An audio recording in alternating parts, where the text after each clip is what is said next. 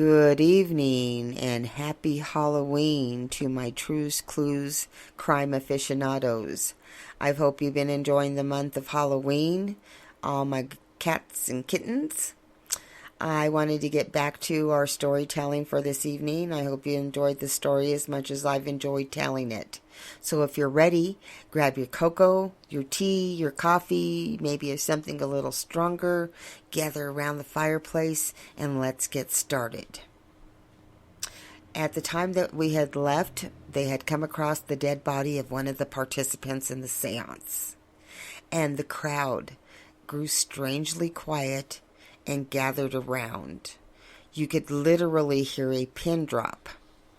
Madame Zorba moved to the phone to call the police about the strange death. Miss Buster wondered how this could have happened in such a short time, since the seance had barely gotten started and was underway. It was over so quickly. She was overcome with emotion, not for the person on the floor that was left of her father, but because of her beloved Aldo, who was now so far away. In addition to that, she will never find out where the money they pilfered from her dad is. She still wants to make her escape, even if it means living without Aldo. She was totally stuck. No lover, no money, and now no hope. How could the seance go on now with this person on the floor dead? The recent death, she was sure that the spirit materializing in the seance was her beloved Aldo, before all hell breaking loose and his image disappearing. Her whole future was now in question.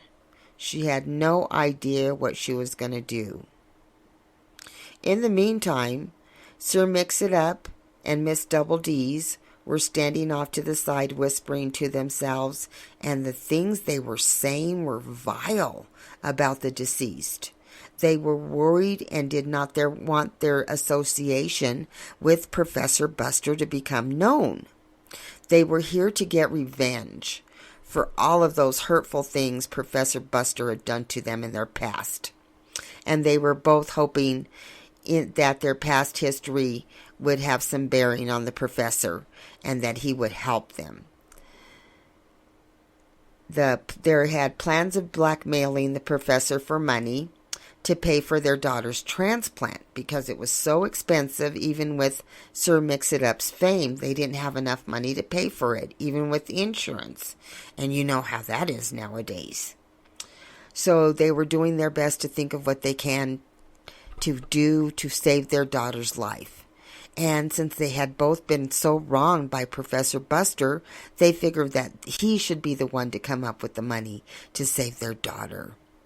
They were here to get revenge for all those hurtful things, and they were hoping that the professor would be able to be blackmailed with the money to save their daughter.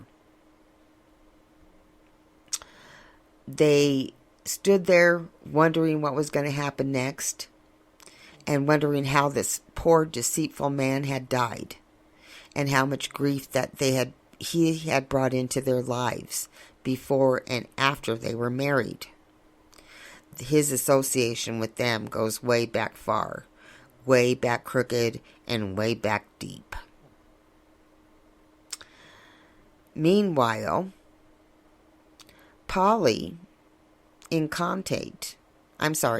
Miss Priss Incantate. Miss Priss Incantante and Grandma Seen It All were frozen in place. Miss Priss had never been so close to a dead person before, and she was mortified, and the adrenaline was pumping through her body. She stood still and wondered if they were safe, or if it was a heart attack. If not, then maybe they were in the company of a murderer. Maybe one of the people she had actually held hands with, had small talk with, was the person that killed Professor Adam Buster. She never thought a rather boring evening would end up on such an exciting note. She was most interested to see how the evening would unfold. Meanwhile, Grandma Seen It All was silently cheering the death of what she considered the slime of the earth, Professor Buster, and her heart sank. It couldn't have happened to a better man, she thought. That piece of slime, slime of the earth. Madame Zorba was so agitated. She was pacing back and forth, back and forth, back and forth, worried about how this was going to affect her business. And on top of that, now she was going to have to find a whole new whale, because she lost her great financial donor, for she indeed had planned to blackmail Professor Adam Buster as well, because she knew great details of his past and his secret society as well. Madame Zorba then apologized to her guest and informed them all that they may be in for a very long evening, depending on what the police had to say. Sir Mix-It-Up and Miss Double D's became extremely upset, voicing the same complaint. We have to go home to our daughter. This takes the whole crowd aback. No one was aware of them having a child. Their mouths hung open in shock. Miss Double D's looked around and said, "What is it you people think? You know all of our business? Just because we're a popular couple and in the media all the time? That's not how things really work. Y'all have heard about fake news before. I can't believe you would stand there looking at us like that. I want everyone here to know that I want our private lives to stay private, and so does Mix. But if you gotta know, we have a daughter, and she has some major heart issues. We were hoping to contact the heart doctor who was treating her, who had a treatment plan for her that was not divulged to us, and he died. We were here hoping to conjure his spirit to get the treatment plan that we need to save our daughter. That's all we're doing here. Nothing more, nothing less.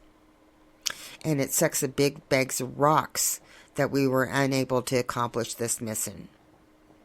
Inwardly, she thinks, "If I could have choked that dirty bastard to death, I sure as hell would have. For real." Sir Mix-It-Up silently shook his head in agreement, thinking at the same time, "That sorry bastard died without the world knowing he stole millions from me by taking my cure to extreme hiccups." Miss Buster knew she was going to have to wait for the coroner to come and take the body and do everything they had to do before she could go home. And she knew she was going to have to call her girls and cancel her plans that she had made first in the night since she flew in. She was planning on hitting it up with some old friends, dancing and drinking, having a good time, trying to get her groove on and forget about Aldo. She looks forward to the small things in life now and then, you know. Until her and Aldo were going to run away together, her life was happy. Now she's got to find a life of happiness on her own. And you know, extra money will always fit in and help her to be a happier person in the end. Miss Priss was deeply concerned that this stress was going to be too much for her Grandma Seen It All, Ellen, and did not want to put her health in jeopardy at all. However, this was the most fun that she had had in years. Sorry, Professor Adam Buster. Grandma Seen It All, Ellen, was inwardly screaming with joy that she had got to see this heel carted off to the morgue. And it was not much longer before that thought had completed before they could all see the police lights flashing in front of the House of Cards. Patrol cars were pulling up. Once they got there, they herded everyone into one room and began to cordon off the crime scene with "Do Not Cross" detective and cop tape. They were just waiting for the detective, the best detective in the unit, Detective Salva Cases, who just then pulled up in front of the House of Cards. And so ends Scene 2 for tonight.